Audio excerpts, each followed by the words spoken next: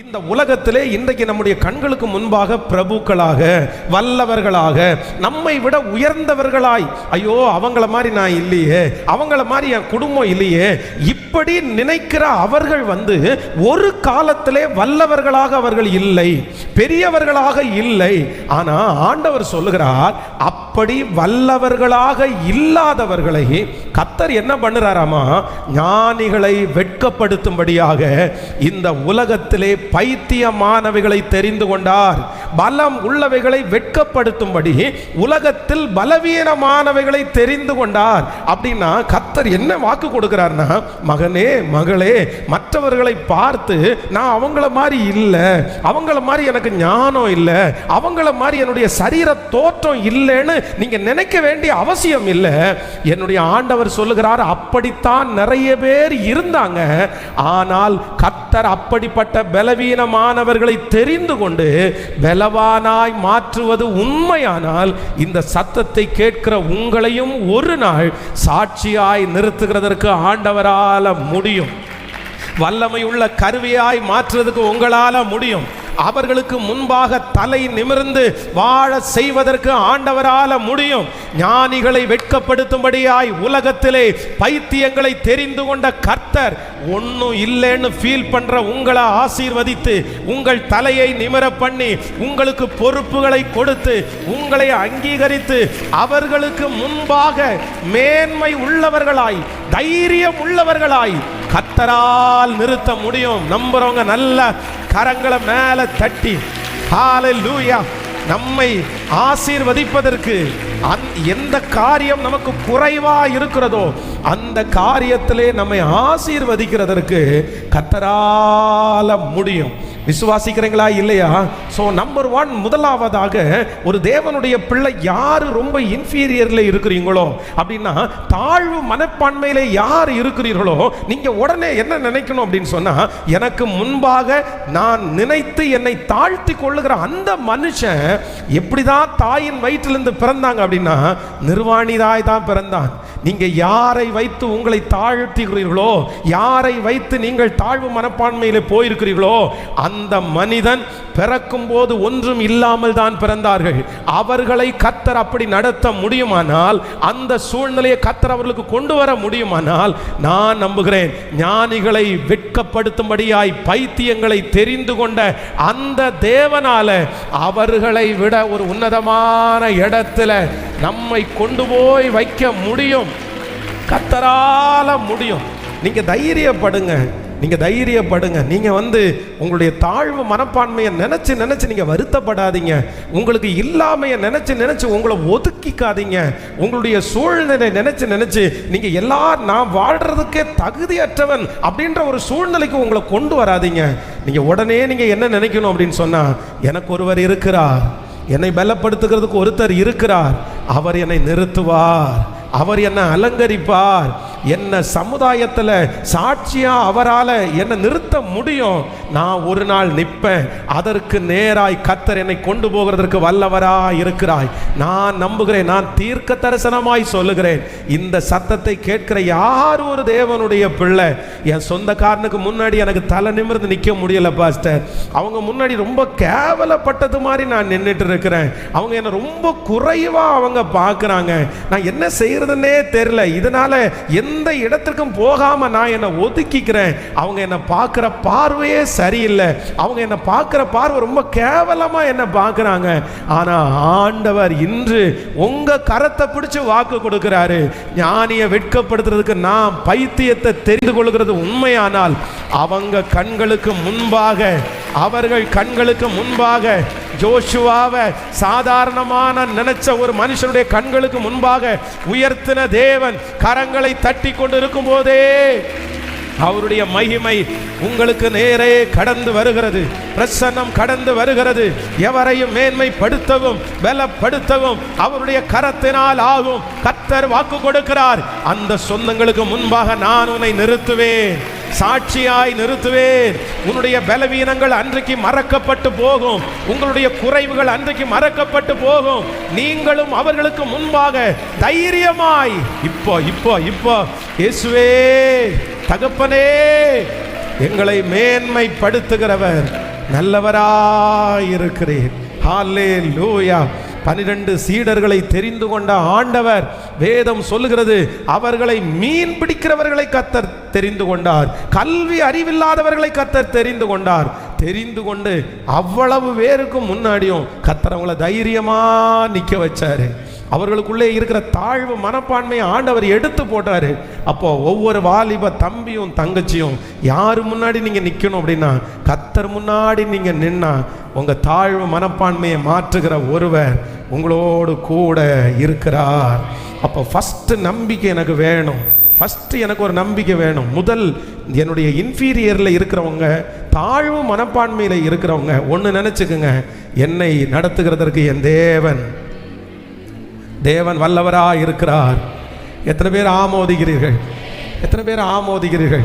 என்னை உயர்த்துறதுக்கு ஆண்டவர் வல்லவராக இருக்கிறார். திடீர்னு ஆண்டவர் உங்களை அவங்க முன்னாடி நிறுத்துவார். திடீர்னு ஆண்டவர் உங்களுக்கு ஒரு அலங்காரத்தை அவங்க முன்னாடி தருவார். திடீர்னு ஆண்டவர் உங்களுக்கு ஒரு வல்லமையை தந்து, உங்களுக்கு ஒரு வழியை ஓப்பன் பண்ணி, ஒரு வேலையை ஆண்டவர் கொடுத்து, ஒரு வருமானத்தை ஆண்டவர் கொடுத்து, எப்போ எங்கே வேணாலும் ஆண்டவர் உங்களை உயர்த்துறதற்கு முடியும். ஆமேன்.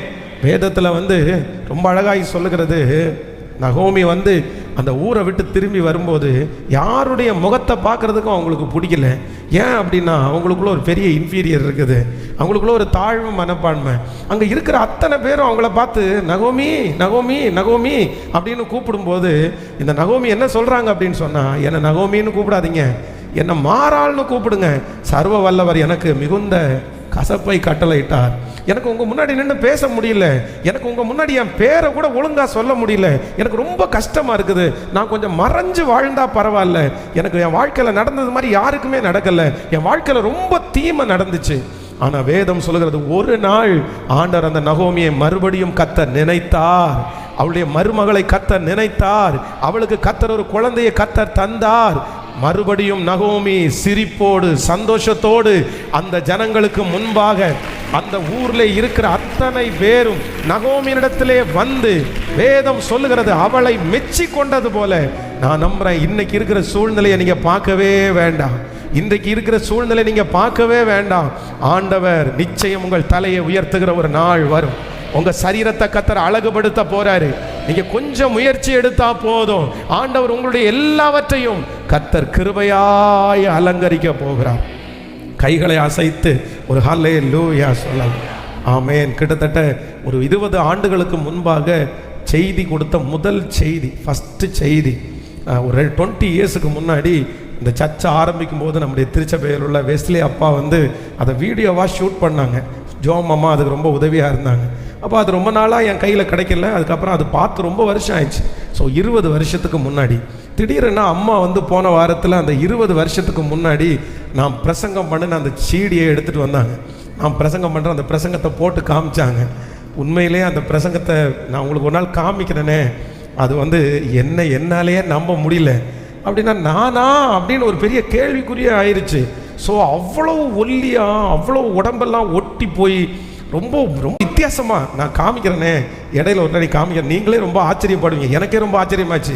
என் பிள்ளைங்க 2 பேரும், என்ன டேடி நீங்களா, நான் நம்பவே மாட்டோம் நீங்கள் அப்படின்னு, அந்த மாதிரி இருந்துச்சு. ஆனால் இப்போ நான் என்ன நம்புகிறேன் அப்படின்னு சொன்னால், அந்த டைம் வரும்போது, அந்த காலம் வரும்போது, அன்னைக்கு ரொம்ப பஞ்சத்தில் இருந்ததுனால, உடம்பு ரொம்ப மெலிஞ்சிருந்ததுனால, ஆண்டவரே எனக்கு இந்த கொஞ்சம் கண்ணை மட்டும் வராதா, எனக்கு கொஞ்சம் வயிறு மட்டும் வராதா, எனக்கு கொஞ்சம் உடம்பு மட்டும் வராதா, எனக்கெல்லாம் உடம்பு வரவே வராது போல தெரியுது அப்படின்னு சொல்லி டெய்லி சாப்பாடை முன்னாடி வச்சு, ஆண்டவரே இந்த சாப்பாடை சமைத்த பரிமாறின காரணமாக இருந்த கரங்களை ஆசீர்வதியும், இதை சாப்பிட்டு குண்டாக உதவி செய்யும்.